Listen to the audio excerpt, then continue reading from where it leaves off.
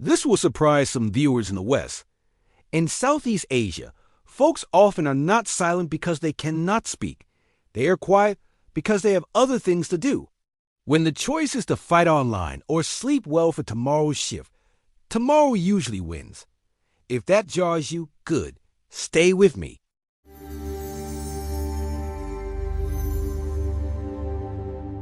Quick ask before we dive.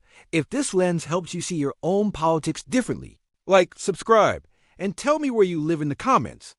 Your context matters here. The misread. It must be censorship. Yes, some governments in the region regulate speech more than what many Westerners are used to. But if you spend any time on the ground, you meet a second less discussed force, a cultural preference for harmony and community that pulls energy away from performative political brawls and toward daily life. Large regional surveys consistently show strong support for social harmony and community order, alongside wide backing for democratic ideas, with variation by country. That combination produces something Western pundits often miss. Politics is important, but it is not a lifestyle. A few anchors for that claim. The Asian Barometer and World Values Survey series across multiple waves shows Southeast Asian publics valuing order, duty, and family obligations consistent with collectivist leanings. That value stack correlates with lower appetite for zero-sum political conflict in everyday spaces. Add this, Pew's 2023 to 2025 snapshots find substantial support in the region for allowing public criticism of the government, even while many prefer stability forward, not constant confrontation. It is a nuance, not a contradiction. The everyday lens, Kampung spirit, and gotong royong. If you want to understand why politics is not worth my sleep time, walk a Singapore HDB block on a Sunday morning or a Malaysian Taman during a dengue cleanup. You will see Kampung spirit or gotong royong neighborly cooperation as a norm, not an event. These are not nostalgia props. They are working cultural circuits that root attention to practical tasks, from block parties to flood response to shared childcare. When your week already contains 3 forms of micro-cooperation, you have fewer spare calories for macro online warfare. Researchers who study cohesion in Singapore point to deliberate efforts to maintain cross-community ties. And you can feel that in the cadence of daily life, plenty of disagreement, low appetite for public flame wars. Vietnamese scholarship and cultural primers make the harmony principle explicit. Conflict avoidance is not passivity. It is a strategy for preserving relationships. So the village, the firm, the family can function tomorrow morning. That shows up in workplaces and neighborhoods as settle it quietly, move on. Why fewer fights break out. A framework. Let me name what you have been sensing. I call it the harmony dividend. 3 forces that tilt discourse away from daily combat. Face and future first. Saving face is not vanity. It is social oil. If scorching someone today wrecks cooperation tomorrow, people choose restraint. This is amplified in more collectivist settings that prize long-term orientation and duty to group goals. Community bandwidth is finite. Time goes to the thing that feeds the family or helps the block. Dengue season, floods, exams, elder care, the side hustle. When collective tasks are frequent, online political performance has a higher opportunity cost. Malaysia's recurring gotong royong campaigns are a textbook example. Neighbors show up with brooms instead of memes. Trust and good enough governance. Trust scores in parts of Asia-Pacific tend to be higher than in the West, especially toward employers and in some cases government, which reduces the day-to-day sense of political emergency that fuels outrage economies.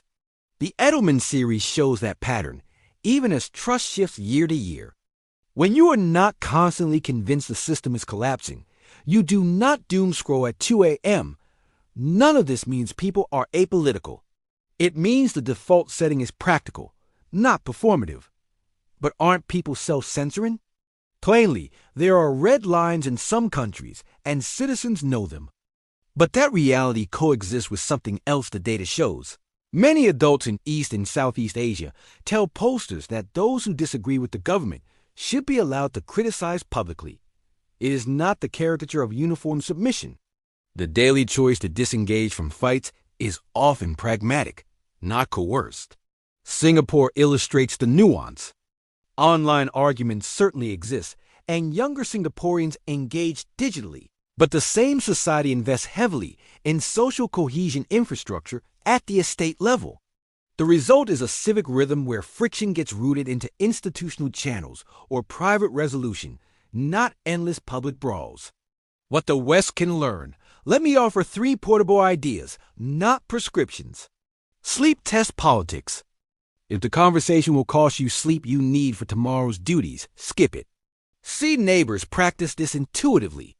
Western audiences can borrow that filter without sacrificing conviction.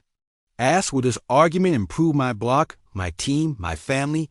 If not, walk. Cooperation rehearsals.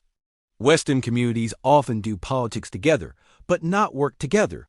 Try reversing the ratio. Monthly micro projects, shared childcare rotations, alley cleanups, tool libraries. Rehearsing cooperation lowers the temperature when disagreements arise. Private courage, public calm. Speak truth where it changes decisions, not where it farms likes. Many in CA prefer quiet influence, face-to-face at the right moment, with the person who can act. It is slower, but it preserves working ties. Mid-video check-in. Where does this land for you? If you live in Kuala Lumpur, Hanoi, Vientiane, Singapore, tell us a tiny story. A time your neighborhood chose harmony over heat. Your examples will teach the audience better than mine. A note on variations. The region is not monolithic.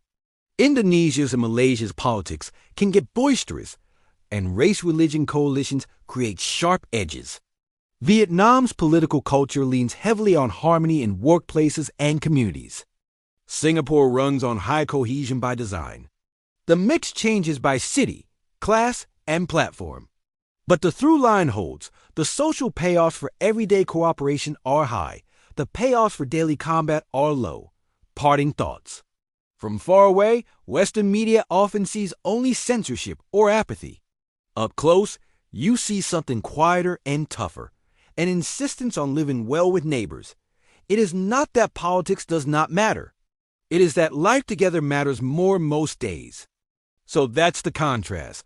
In the West, politics as identity, as performance. Here in Southeast Asia, politics as something to manage but not obsess over, because daily life and community weigh heavier.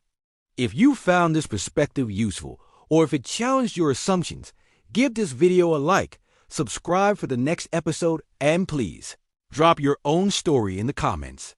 How does political talk play out in your neighborhood, your workplace, your family? I'd love to learn from you and feature some of your experiences in upcoming episodes.